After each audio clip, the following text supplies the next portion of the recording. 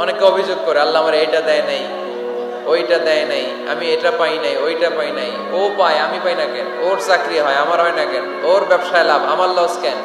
ওর বউ সুন্দরী, আমারটা কালা কেন? আছে না নাই? না, অভিযোগ করবেন না। আপনি যে অবস্থানে থেকে অখুশি, আপনি যেই অবস্থানে থেকে আল্লাহর কাছে অভিযোগ করতেছেন, আপনার এই অবস্থানে আসার জন্য অনেকে আল্লাহর কাছে দোয়া করতেছে, ঠিক কিনা? কিন্তু আপনি এই অবস্থানে খুশি না। অনেকে এই অবস্থানে আসতে চায়, তাদের স্বপ্ন যে তারা একদিন আপনার স্থানে আসবে, কিন্তু আপনি আপনার জায়গায় থেকে খুশি না। এজন্য উনজুর ইলা মান হুয়া আসফালা মিনকা, তোমার চেয়ে যে খারাপ অবস্থায় আছে তার দিকে তাকাও, তাহলে তোমার মনের দুঃখ ঘুচিয়ে দিবে কে? আপনার চেয়ে যে খারাপ অবস্থানে আছে তার দিকে দেখেন কি অবস্থা। আপনি এইটা চান, ওইটা চান, কত কিছু লাগবে আপনার। হসপিটালে যে দেখেন ক্যান্সারে আক্রান্ত রোগীদের কি অবস্থা দেখেন। ক্যান্সার যার নেই কোনো অ্যান্সার, বাঁচবে না সে। ওরে যে জিজ্ঞেস করেন, ভাই আমি তো বাড়ি চাই, গাড়ি চাই, আমার অনেক অভিযোগ, আমি এটা চাই, ওটা চাই, তুমি কি চাও? ক্যান্সার আক্রান্ত রোগীটা বলবে, আমি কিচ্ছু চাই না, আমি খালি বাঁচতে চাই। ক্যান্সার আক্রান্ত রোগীটা কি চায়? শুধু কি চায়? বাঁচতে চায়। আর আমাদের অনেক কিছু লাগবে। এজন্য বেঁচে যে আছি, এই জন্যই আলহামদুলিল্লাহ।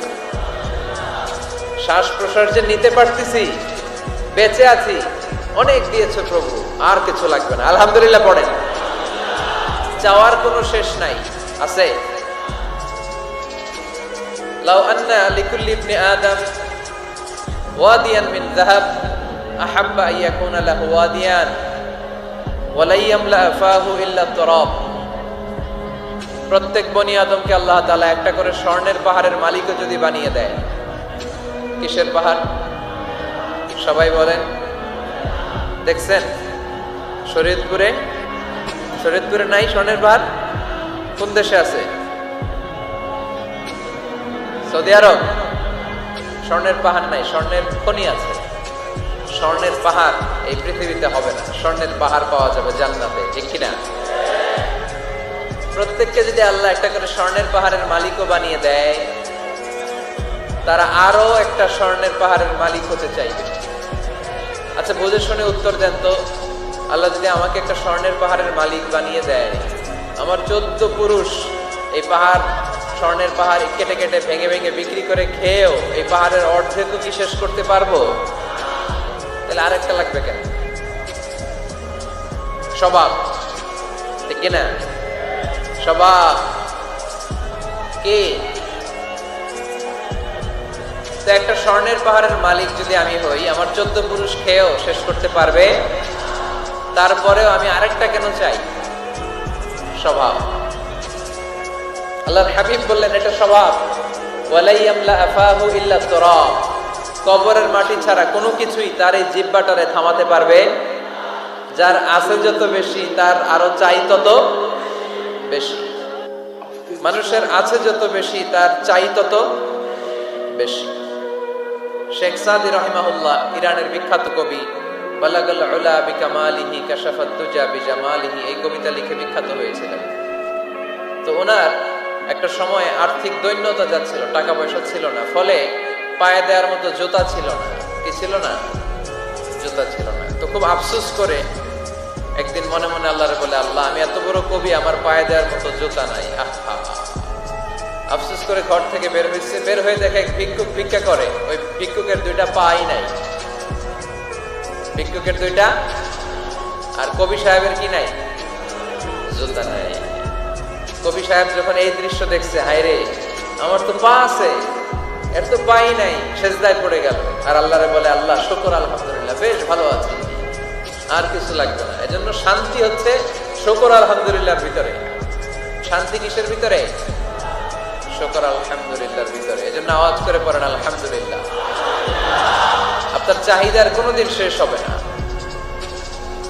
দেখবেন যার পা নাই, সে পা দেখে আফসোস করে, ইস লোকটা হেঁটে যায়, কি সুন্দর যায়, আমি তো হাঁটতে পারি না, যদি হাঁটতে পারতাম, যদি 2টা পা থাকতো। যার পা আছে, সে সাইকেলওয়ালাদেরকে দেখে আফসোস করে, ইস আমার যদি একটা সাইকেল থাকতো তাহলে তার হাঁটা লাগতো না, সাইকেল দিয়ে বাজারে যেতাম। যার সাইকেল আছে সে আবার হুন্ডাওয়ালাদেরকে দেখে আফসোস করে, ইস একটা হুন্ডা যদি থাকতো তাহলে তো ভো ভো করা যাইতো না। হুন্ডাওয়ালার আফসোস আছে প্রাইভেট কারওয়ালাদের দেখে, তারা আফসোস করে ইস আমার যদি একটা কার থাকতো তাহলে তো কার চালাইতে পারতাম। যাদের প্রাইভেট কার এদেরও আফসোস আছে, ইস আমার যদি একটা হেলিকপ্টার যদি থাকতো তাহলে তো উড়াল মারতে পারতাম, ঠিক না?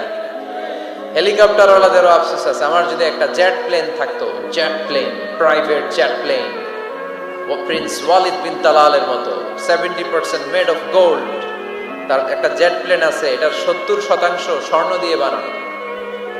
তার মানে চাওয়ার কোনো শেষ আছে নাই। সুখ শান্তি যদি চান অলওয়েজ পড়বেন আলহামদুলিল্লাহ। কি পড়বেন? টাকা যার বেশি টেনশন তার বেশি। সাধারণত টাকা যার বেশি রোগ তার বেশি, টাকা যার বেশি শান্তি তার কম। আপনি খোঁজ নিয়ে দেখেন, 1000 কোটি টাকার মালিক, ঘরে শান্তি নাই, স্ত্রীর সাথে মনোমালিন্য, স্ত্রী যায় একদিকে উনি যায় আরেকদিকে, পোলায় কই যায় পোলায় নিজেও জানে না, মেয়ের অবস্থা খারাপ, আরেক ছেলের সাথে হাঁটে। তো এই হচ্ছে এদের লাইফস্টাইল। সবাই না, আল্লাহওয়ালা যারা তারা ভিন্ন। রাতে এদের ঘুম হয় না, অনেকগুলো ঘুমের ট্যাবলেট খেয়ে ঘুমাতে হয়, ঘুম আসে না, ঘুম আসে না। কিন্তু রিক্সাওয়ালা, কুলিওয়ালা, দিনমজুর, এদের রোগ বালাই আছে? কথা বলেন। খাওয়ার সমস্যা আছে, ঘুমের সমস্যা আছে, শুইলেই ঘুম আসে, যেখানে রাইত ওইখানেই গাই। ঘুমাইতে দেরি, নাক ডাকতে দেরি হয় না, ওর নাকের ডাকের আওয়াজে ট্রাকের ইঞ্জিনও ফেল। শান্তির ঘুম। এই জন্য সবসময় শান্তি খুঁজতে হবে। কি খুঁজবো? শান্তি দেওয়ার মালিক কে? আল্লাহ তুমি এই দেশটাকে শান্তিময় করো, শরীয়তপুরটাকে তুমি শান্তিময় করো, আজকের মাহফিলটারে কবুল করো। শামসুল হক শিকদার জামি মসজিদ কমিটির উদ্যোগে 10ম বার্ষিক তাফসীরুল কোরআনের মাহফিল, স্থান জাজিরা, কেন্দ্রীয় ঈদগাহ ময়দান। এটা জাজিরার নাম অনেক শুনেছি আমি, আসা হয় নাই, এই প্রথম আসলাম আলহামদুলিল্লাহ। 3 দিন ব্যাপী তাফসীরুল কোরআনের প্রোগ্রামের আজ 3য় রজনী। আমার আগে কথা বলেছে মুফতি কাজী মোহাম্মদ ইব্রাহিম, গতকাল কথা বলেছে মাওলানা এম হাসিবুর রহমান, কথা বলেছে মাওলানা আব্দুল খালেক শরীয়তপুরী। যারাই কথা বলেছে কোরআন হাদিসের আলোকে যা বলেছে আমরা যেন আমল করতে পারি, আল্লাহ তৌফিক দান করো।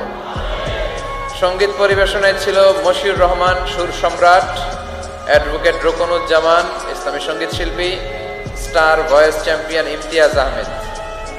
আজকের প্রোগ্রামের প্রধান অতিথি জননেতা জনাব ইকবাল হোসেন অপু সাহেব, মাননীয় সংসদ সদস্য শরীয়তপুর 1 আসন, আসছেন উনি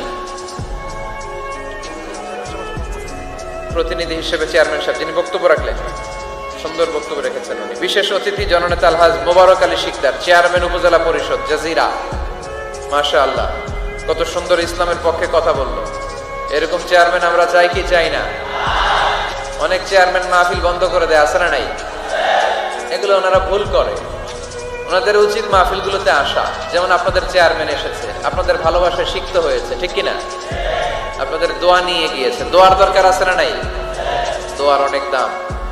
এজন্য জনপ্রতিনিধি যারা, আমি ওনাদেরকে বিনয়ের সাথে বলবো আপনারা মাহফিলগুলোতে আসবেন, এসে জনগণকে সালাম দিয়ে যাবেন, দোয়া নিয়ে যাবেন, দোয়ার অনেক দরকার। অতিথি হিসেবে আরো আছে জনাব মোহাম্মদ ইউনুস ব্যাপারী, জিএম নুরুল হক সাহেব, মোহাম্মদ ওমর ফারুক সাহেব। যারাই এসেছে আল্লাহ সবাইকে কবুল করো। বিশেষ করে আমার যুবক ভাইদেরকে আল্লাহ তুমি কবুল করো। সৈয়দনা ওমর ফারুকের মতো ইসলামের বীর সেনানী হিসেবে কবুল করে নাও। পর্দার আড়ালে মা বোনদেরকে আল্লাহ তুমি কবুল করো।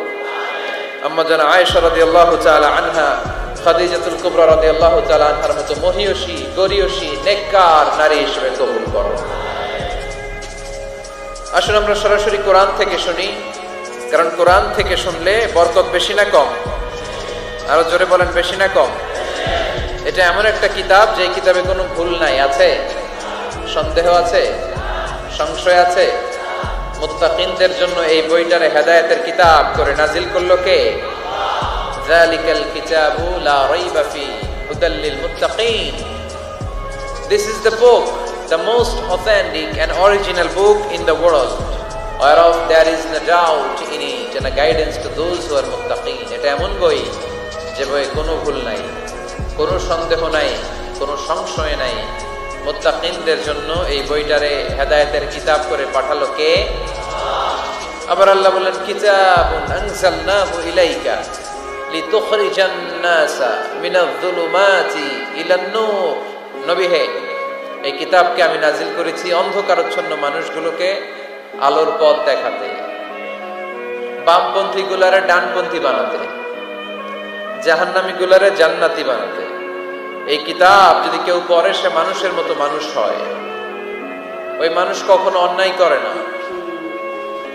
এই কিতাব যে পড়ে এবং মানে, এই কিতাবের শিক্ষাকে যে নিজের মধ্যে ধারণ করে সে কখনো মিথ্যা বলে না, মা বাবার সাথে বেয়াদবি করে না। ওই আলোকিত মানুষটা কখনো টেন্ডারবাজি করে না, চাঁদাবাজি করে না, দুর্নীতিতে চ্যাম্পিয়ন হয় না, ক্যাসিনো ব্যবসায় নামে না। এই কোরআন যারা বুকে ধারণ করে এরা কোনোদিন পেঁয়াজের দাম বাড়ায় না। জোরে বলেন ঠিক কিনা? এরা কখনো তাদের কোনো কাজে জনমানুষের ক্ষতি করে না। এরা সব সময় কল্যাণের পক্ষে, এরা মানবতার পক্ষে। এরাই হচ্ছে আলোকিত মানুষ, ঠিক কিনা? মানুষ হওয়া পৃথিবীতে বড় কঠিন। খালি চোখে যা দেখেন এগুলো মানুষ না, এগুলো জনসংখ্যা। এগুলো কি? এজন্য বলা হয় বাড়ছে জনসংখ্যা, কমছে মানুষ। বাড়তেছে কি, কমতেছে কি? মানুষ। গরুর পেট থেকে বেরোলেই ওটা গরু হয়ে যায়, ছাগলের পেট থেকে বেরোলেই ওইটা ছাগল হয়ে যায়, মুরগির পেট থেকে বেরোলেই ওইটা মুরগি। কিন্তু মানুষের পেট থেকে বেরোলেই ওটা মানুষ হয় না, ওটার মানুষ বানাইতে হয়, তাই না? আবার গরুকে কেউ কোনোদিন বলে না এই তুই গরুর মতো গরু হ, বলে? শরীয়তপুরে আপনারাও বলেন না? ছাগলকে কেউ কোনোদিন বলছে এই তুই ছাগলের মতো ছাগল হও। কিন্তু মানুষকে বলা হয় তুমি মানুষের মতো মানুষ হও। কোরআন পড়লে মানুষের মতো মানুষ হওয়া যায়, ঠিক কিনা? এই দুনিয়া এখন তো আর সেই দুনিয়া নাই, মানুষ নামের মানুষ আছে দুনিয়া বোঝাই, সেই মানুষের ভিড়ে আমার আসল মানুষ নাই, ঠিক কিনা? আসল মানুষের বড় অভাব। মানুষের মতো মানুষ খুঁজে পাওয়া দুষ্কর। এই কোরআন এসেছে আমাদেরকে মানুষের মতো মানুষ বানাতে। এজন্য এই কোরআন থেকে শুনলে লাভ না লস? কোরআনের সাথে আমাদের সম্পর্ক বাড়াতে হবে। প্রতিদিন কোরআন তেলাওয়াত করতে হবে। আপনারা করেন? হ্যাঁ, আজকে করছেন কারা কারা দেখি? মাশাআল্লাহ, মাশাআল্লাহ, হাত নামান।